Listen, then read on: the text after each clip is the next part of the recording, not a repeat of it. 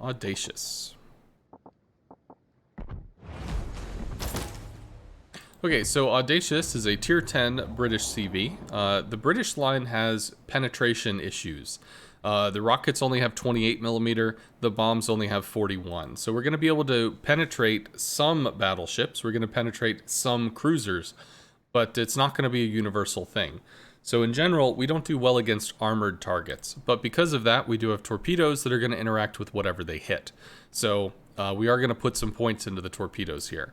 First two spots, we're just going to take the basic, pick the plain ones. For the slot 3, additional speed. Don't need additional attack time, although you can turn Audacious torps. They'll hold their accuracy through the turn, so we could take additional turn time if we wanted to set up like a 90-degree turn, but it's not super responsive, and in general, I don't mess with it. As far as secondaries, I don't care about the secondaries on the Audacious. Additional torpedo health, because this is the stuff that we can count on to do damage interactions, whereas bombs and rockets we can't. So I'm going to try to double down on the torpedoes. Flight control mod's going to give us an additional 2 planes plus bonus regen, which we're going to use for random battles. Also, because British planes have more health, they have less resources. They tend to have less planes and slower regen cycles overall. If you wanted to use this in a competitive setting, consider Squadron Consumable mod for the longer heal as well as the longer duration fighters. Now we could take additional speed for map influence or additional health to try to maybe preserve one plane every other strike coming back that would have died otherwise. I do actually like the unique upgrade a lot. It reduces the direct detection of the hull, it makes it more maneuverable, but it also gives me more engine boost on my planes, which means that I have more interaction when I'm trying to get through flak, to get in to do something. I can slow down longer, I can speed up longer, and I really, really like having engine boost. For the commander, more faster, healthier, base 9-point build for every CV in the game. There's additional torpedo throughput. Again, we want the torpedoes to matter. And then bonus fire chance, because we're going to drop a lot of high explosive rockets. We're going to drop a lot of high explosive bombs. Outside of that, we have additional fighters with patrol range, and then we've got double boost talents, plus 5% as well as last gasp. Last gasp works really well in a 3x3 attack formation, because the first time you're attacking, you lose a plane or two, and then as you're coming in for the second attack, you lose a plane or two, and last gasp gets triggered on the way in. So it's kind of a free boost console you have loaded up your sleeve. In terms of flags, I don't think I'm running any, or I shouldn't be, but I can run the little credit one, so we'll do that. CVs are the most expensive service cost in the game, so having the little minus 10% service cost is best used on a tier 10 CV.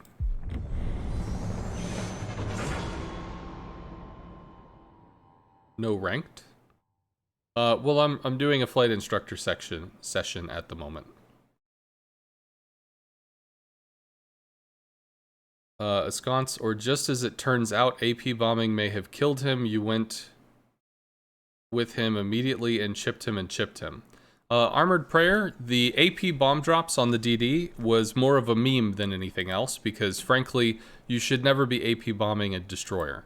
AP bombs will never arm against a destroyer. It will always result in overpens, which means extremely low damage. I mean, it's a big reticle, it's a small ship. The fact that we hit him routinely is cute, but it's by no means guaranteed, and it is incorrect play. Now, if I could get rockets into him, great, but unfortunately, I'm not going to get rockets into a destroyer that's paying attention. If a destroyer is in the middle of a gunfight, and they're busy, I might land rockets. But if it's just me, no, they're going to juke. If I have rocket planes out, I might, instead of being able to attack the destroyer, I might light him for other people to shoot him. But in order to kill DDs with a carrier, the magic is teamwork. And without teamwork, you're going to have a real interaction problem, unless you're on a CV that has high explosive bombs or quick aiming rockets, like on the Audacious. We have a 3-second lead time with a very large reticle, as opposed to a 4-second lead time with a small reticle. If you have a CV that doesn't have as much weakness in that area, you're going to be able to try to have better interactions. But quite literally, the Japanese CV line is terrible against destroyers. What do I suggest for a 13-point commander for Audacious? More faster, healthier, which is 5% reduction in regen time, increased engine as a 2-point skill, and then survivability expert and airplane armor. That's a base 9-point build for every CV in the game. And then after that, probably put 4 points into probably into the torpedo skill, because again, we can't guarantee that the bombs are going to matter. We can't guarantee that the rockets are going to matter, so we have to lean on the torpedoes to do the job. So it would probably end up going there. You love the Audacious, but you do very little damage overall. You need to learn more. For the most part, with the British line is kind of an advanced line. And the reason why it's an advanced line is because you have to understand the armor schemes of the things that you're striking. So if we bomb in Ohio, we're going to do significant damage. It does not have any armor that's going to shatter our HE bombs. If we bomb a Burgoyne, we're going to do significant damage. But if we bomb a Kurfürst or a Bismarck, we're going to have several shatters.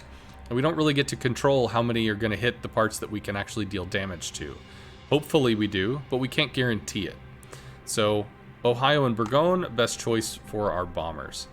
There's 2 destroyers, there's 2 subs. General quarters. Now starting out with the rocket planes is a little bit controversial because the rocket planes on the Audacious are very slow. We can kick them up to 180, but on the US we can go all the way up to about 230 knots in the midway, so a significant speed increase. However, because these are so slow, if we trip across a destroyer or an Edinburgh or something, we will be able to take a shot without overflying, because we'll have significant amount of boost and a slow enough speed that we can just stall out the engines and be able to still make that strike before we've gotten too close.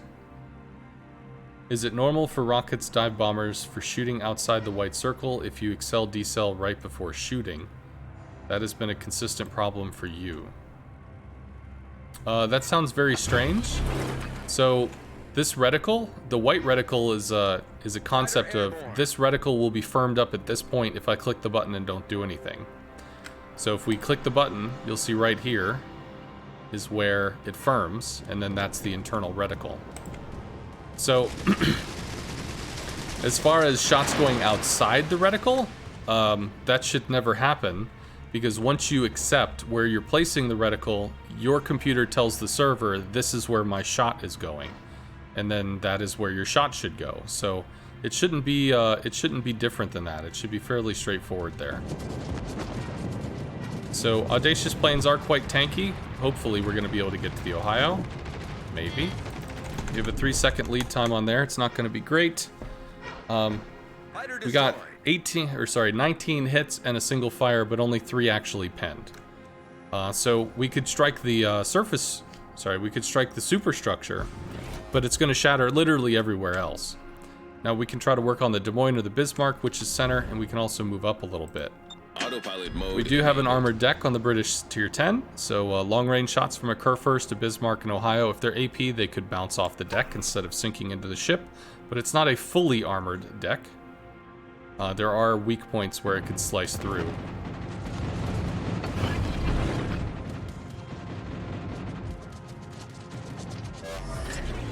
All stations, reporting the position of a strategic target. Yeah.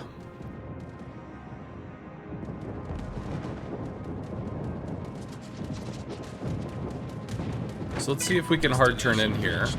Autopilot mode disabled.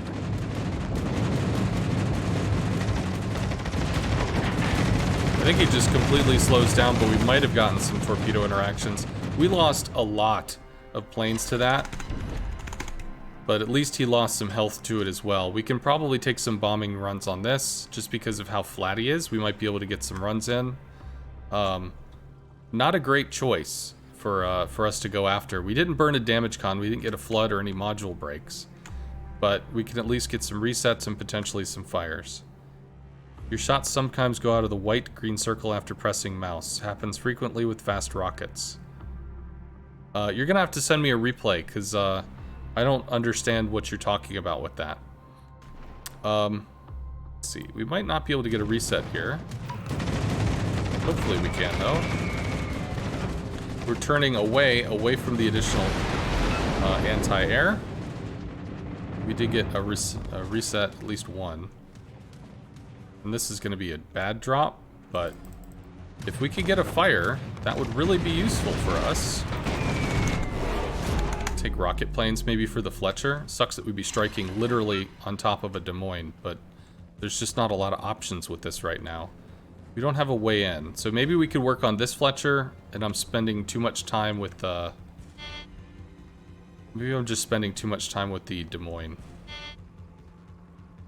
Alright, so rocket planes are extremely slow. There's a U-boat out there. Interesting. Let's try to get shots into the Fletcher. And we are not skipping the animation. We're taking the time to move away from the close range AA of the Des Moines and the other. So there's just nothing that we can do here. Fletcher's in smoke. Alright, so we're claiming the side flank. We may actually have to abort here. These guys are duking it out, at least for now. Des Moines is hurt. Amalfi's hurt more. Maybe work on, I think, the Burgoyne or the Ohio. Autopilot mode enabled. Because, I mean, he's dug in there and nobody's going to take him out. Be nice if the Montana put some shells in. But it's still going to be tough for him. We're going to start trying to cruise control, which means to accelerate to maximum speed, then let it coast. Accelerate to maximum speed, then let it coast. As a YOLO member, that's going to be a problem. I feel like we have no purchase on this situation unless these guys make plays. The Ohio is already turning out. I think we strike the Burgoyne here. The enemy team has taken the lead. Destroy. And we have a sub that's detecting us? No, Fletcher, I think. Burgoyne mitigates damage by turning. We don't have anything useful here. I am still detected. By what?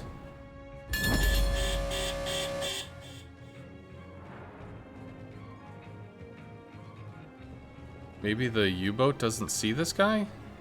Because he's in periscope depth? I don't know what I'm detected by. I assume it's something over here. But whatever it is, it's very close. I'm hard detected. I'm still detected in planes, which means he's very close. So it's either something up there. Maybe it's over there? No, we're not detected now. What the shit? Over this, maybe? Are there two subs? There is a second sub. Maybe it's over there.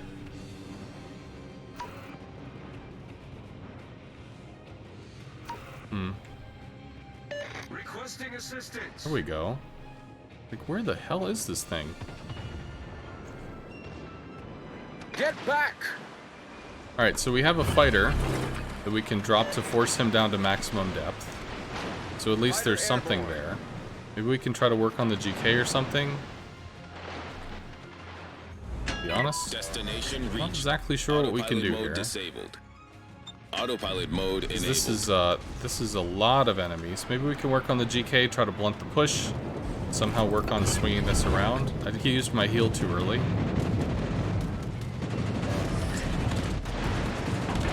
Might be okay, but I don't know if I let enough.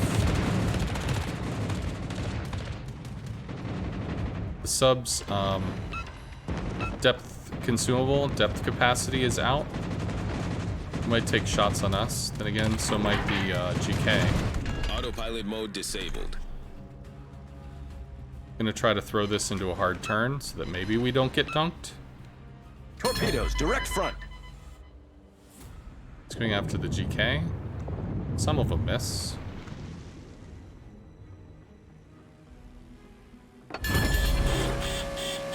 We need to kill the GK. Fighter airborne. Autopilot mode enabled. Sure, that looks like a great path. I agree with that autopilot. Richelieu is getting dunked.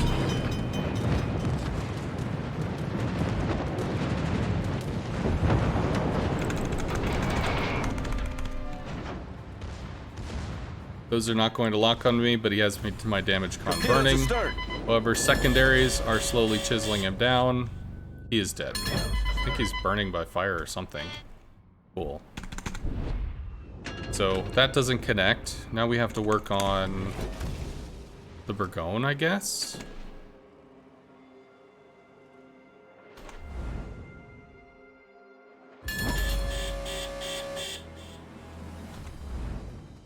And I think the purpose is going to end up being... Do we have a second? We might have a second sub up here. Just this push down the 9 line having no impact over here is rough. Kind of rough. We don't have a heal, which means we have to strike him from the outside. I can't strike across from point A to point B. What I can do, however... Teammate, I need your support. Get back. Oh my god. Fighter airborne. There's stuff everywhere, man. What a waste of time. Sure. So he can't do anything. Although now that he's out off of the maximum depth, he can actually see enemies. I don't know why he was so low to begin with. But, sure.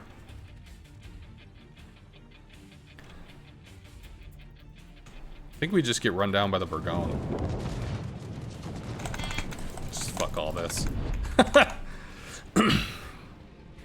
Doesn't smell good around here. You should probably get some scented candles. See if we can dissuade the Burgone from charging us, because that's about all that we can really do. Need you to help, dude. Teammate, I need your support. Attention. Reporting the target position. Concentrate fire on the designated target. Please use your torpedoes. There, we do get him to hard turn because the bomb, because he's trying to get offline for the bombs. Probably don't get murdered there. We have the ability to leap the flak, maybe? No. Whatever. So, we weren't able to contain this flank at all. The AA was really thick and heavy. I probably should have bailed, but then the sub cut right down the middle, so... Maybe if I'd been more attentive, been able to give more information up sooner, we could have had these subs handled.